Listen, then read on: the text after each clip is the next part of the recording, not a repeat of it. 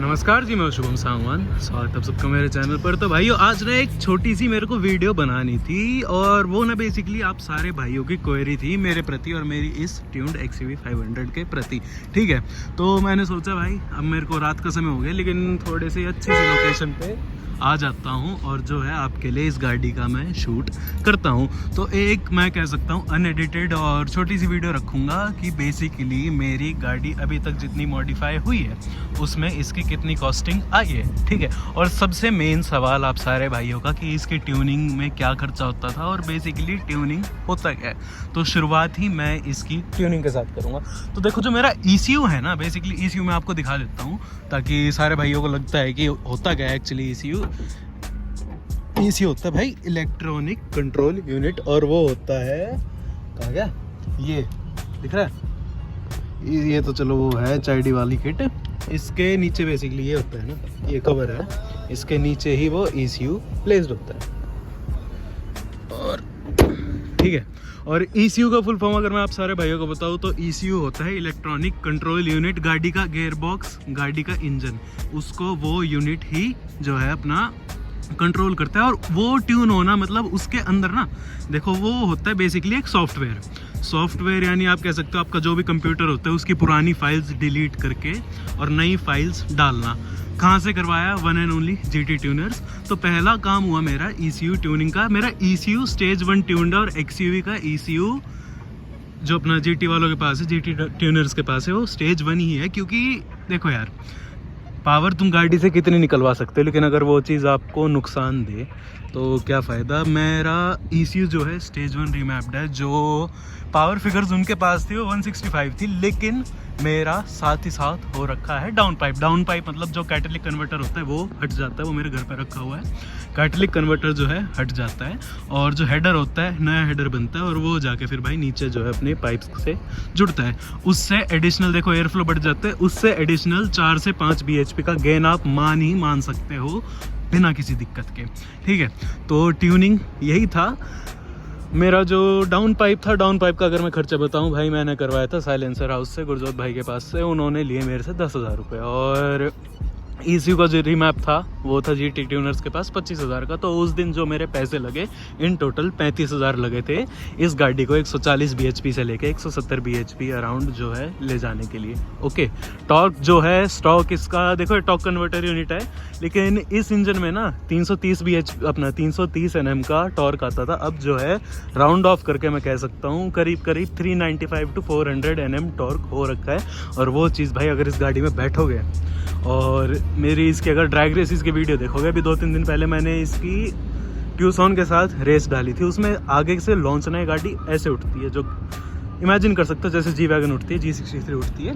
तो ट्यूनिंग मेरा भाई कह सकता हूँ 35,000 रुपये यानी 25,000 रुपये का रीमैप और जो है अपना 10,000 रुपये का डाउन पाइप। ठीक है, मेरा स्ट्रेट पाइप XUV 500 ऑलरेडी आती है। मैंने इसका मफलर डिलीट नहीं करवाया और मैं सोच रहा हूँ करवाऊँ या ना करवाऊँ, क्योंकि यार ट्रैक्टर जैसी आवाज़ करने वाली है और धुआं बेहिसाब छोड़ेगी। तो सोच रहा हूँ वो चीज़ मैं प्लान ड्रॉप कर लूँ, पर गॉड नोज क्या करवाऊँगा।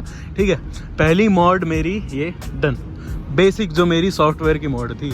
दूसरी मॉड पे अगर मैं जाऊँ तो आप सबको याद होगा मैंने ये जो है अपनी गाड़ी डीक्रोम करवाई थी, यानी इस पे फिल्म लगी हुई है, फॉग लाइट पे फिल्म लगी हुई है, आगे बैजिंग और ये सब कुछ ब्लैक आउट हो रखा है और पीछे वाली जो है वो लाइट भी स्मोक हो रखी है। तो इस दिन मैं रफली शायद कितने पैसे दे के आया था, 1200 रुपये एस्टिमेट मेरे को याद है, शायद 1200 रुपये में मेरी पीछे की जो अपनी ये है स्मोक हो गई थी टेल लाइट्स, आगे की जो लाइट्स है वो भी स्मोक हो गई थी और जो ग्रिल है वो भी मेरी डीक्रोम हो गई थी। ठीक है, ये होगी मेरी दूसरी मॉडिफिकेशन। थर्ड मॉडिफिकेशन की अगर मैं बात करूं तो वो है व्हील्स की। अलॉय ये भाई मैंने लगवाया ही नहीं, मेरी पुरानी वाली XUV 500 वाले अलॉयज़ हैं ये। और इसके ऊपर अगर मैं स्टिकरिंग की बात करूँ तो थर्ड मॉडिफिकेशन में इसकी स्टिकरिंग को बेसिकली मैं लेके जाऊँगा।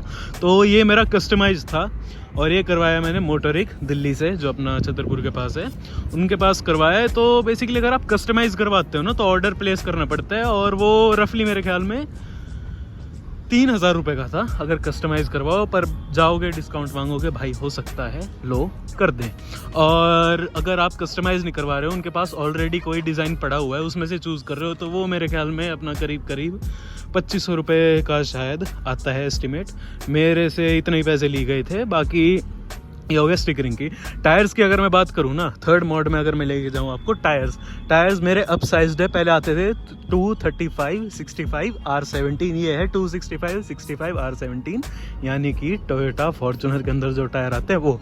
लेकिन भाई नए टायर नहीं है, ये टायर्स हैं यूज्ड। अगर इस साइज़ के आप टायर्स लेने जाओ ना, तो जितने का एक टायर नया आता है ना, उतने में रफली आपको 4 टायर यूज्ड मिल सकते हैं और अच्छी खासी कंडीशन के होते हैं। यानी इनमें आप करीब नहीं तो 20-1,000 किलोमीटर प्यार से चलाओ तो 20-25 हज़ार किलोमीटर निकाल सकते हो। और वो चीज़ मेरे को भाई वैल्यू फॉर मनी लगती है। और क्योंकि मेरे को ग्रिप चाहिए थी, तो थोड़े से अगर टायरों की घिसावट होती है ना, तो रोड पे और चिपक की वो चीज़ चलती है। अलॉयज़ की अगर मैं बात करूँ, तो इन पे मैंने पेंट करवाया था, और करवाया क्या, खुद करवाया था, खुद ही करा था हाथों से। तो 150-200 रुपये की एक बोतल आती है, 1.5 बोतल लगी थी, उसका आप एस्टिमेट लेके चलो।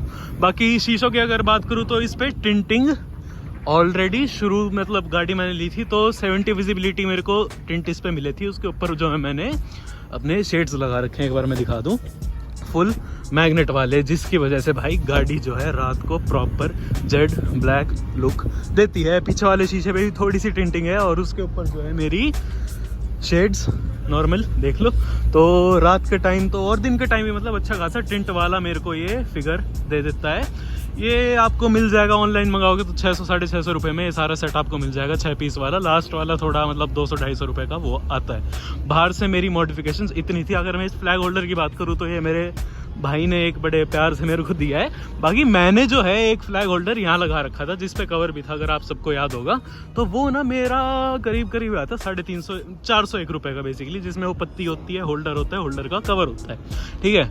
वो मैंने उतार के रखा हुआ है, और ये वाला लगा लिया है जो अपना एम्बेसी टाइप का होता है। ये और बेटर लग रहा है, जानता हूँ, ठीक है। बाहर से मेरी जो है मॉडिफिकेशंस इतनी ही थी। इंटीरियर में मैंने मॉडिफिकेशंस भाई बहुत कुछ नहीं करवाया है, जैसी मेरे को मिली थी वैसी ही आज की तारीख में अगर मैं आपको दिखाऊं तो सीट कवर अभी भी स्टॉक है, मैट जो मेरे को मिले थे वो है, और सब कुछ, चाहे एम्बियंट लाइट की बात करूं, चाहे कुछ बात करूं। म्यूज़िक सिस्टम भी मेरे को MTX के मिल रखे हैं ऑलरेडी। जो प्रीवियस ओनर थे उन्होंने मेरे को 4 कंपोनेंट 2 ट्विटर जो है MTX के लगा के दिए थे। साथ ही साथ जो है ना, पीछे मैंने एक सबवूफर लगा रखा है, दिखा दूँ ज़रा, फ्यूजन कुछ कंपनी है, ये मैंने नहीं खरीदा है, ये भी मेरे एक दोस्त ने बड़े प्यार से मेरे को गिफ्ट करा है। सही है मतलब। तो इंटीरियर वाइज ना मैंने इसमें अभी कोई मॉडिफिकेशन नहीं कराई है। बेसिकली मैं आपको ये बताने वाला था कि ट्यूनिंग जो होती है ना गाड़ी की, ट्यूनिंग में क्या कुछ खर्चा आता है और क्या कुछ जो है आफ्टर इफेक्ट्स होते हैं। देखो, अगर आप गाड़ी की, सीधी बात करूँगा, अगर आप गाड़ी की औकात के हिसाब से ट्यून करवाओ तो आपका गियर बॉक्स भी बचा रहेगा, आपकी जो है अपना इंजन भी रिलायबल रहेगा। मेरी जो, ठीक है, मतलब गियर बॉक्स की टेंडेंसी अगर इतनी होगी तो अच्छी बात है। हालांकि और मैं पावर निकालना चाहूँ तो निकाल सकता था, पर मैं भाई खुश हूँ, सफिशिएंट पावर है। गाड़ी के साइज़, गाड़ी के इंजन, गाड़ी के गियर बॉक्स के हिसाब से भाई इतनी पावर सफिशिएंट है। अगर रेसिस में मैं नहीं जीत रहा हूँ, मेरे को कोई फ़र्क नहीं पड़ रहा भाई, सीधी बात है।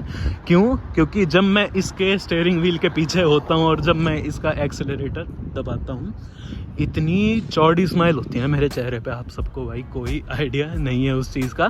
तो हाँ, ट्यूनिंग के बाद अगर मैं माइलेज की बात करूँ ना, तो सिटी में अगर मैं चला रहा हूँ तो 1 से 1.5 किलोमीटर प्रति लीटर की कह सकता हूँ बड़ी है। शहर में मेरे को ये आराम से 9-9.5 दे रही है, पहले जो है 8 के करीब देती थी। और दबा के चलाओ, मतलब फुल एक्सेलरेशन, फुल अग्रेशन के साथ चलाओ तो भाई इंजन खुला हुआ है, माइलेज हो जाती है कम। तो फुल एग्रेशन के साथ अगर मैं चलाता हूँ तो 1 से 1.5 की माइलेज कम हो जाती है, जैसे पहले देती थी। लेकिन अगर ऑन हाईवे में चलाऊँ तो मैं कह सकता हूँ 2 से 2.5 किलोमीटर प्रति लीटर का जो है फ़र्क पड़ा ही पड़ा है। मेरी अब सिटी में जो है ये दे रही है, 10 की माइलेज देती है अगर मैं प्यार से भी चलाता हूँ। क्योंकि हाईवे रनिंग भाई मेरी बिल्कुल भी नहीं है। मेरी गाड़ी चलती है तो proper bumper to bumper traffic में, सिटी ट्रैफिक में ही चलती है। कॉलेज जाता हूँ, घर आता हूँ, शूट करता हूँ, ड्रैग रेस करता हूँ, तो उसमें जो है फ़र्क आ जाता है। तो भाई यही आपको मैं बताना चाह रहा था। एक छोटी सी अनकट वीडियो थी ये मेरी, कि अगर मैंने ट्यूनिंग कराई है, मेरा 10,000 रुपये का डाउन पाइप हुआ था। यानी डाउन पाइप मतलब हेडर जो है वो हट जाता है, कैटलिक कन्वर्टर है वो हट जाता है, नया हेडर लग के और फ्री फ्लो एग्जॉस्ट हो जाता है बेसिकली। और उससे 5 से 7 bhp का आप गेन लेके चल सकते हो। अगर मैं रीमैप की बात करूँ तो मेरा 165 bhp का स्टेज 1 रीमैप हुआ था। और अगर देखो बेसिकली ना रीमैप की अलग स्टेजेस होते हैं और गाड़ी की जो मॉडिफिकेशन है उसकी अलग स्टेजेस होती हैं।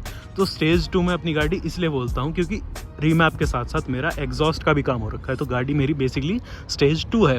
अगर इसका टर्बो बड़ा करवाऊँ, इसमें और परफॉर्मेंस की चीज़ें डालूँ तो मेरी गाड़ी स्टेज 3 चली जाएगी।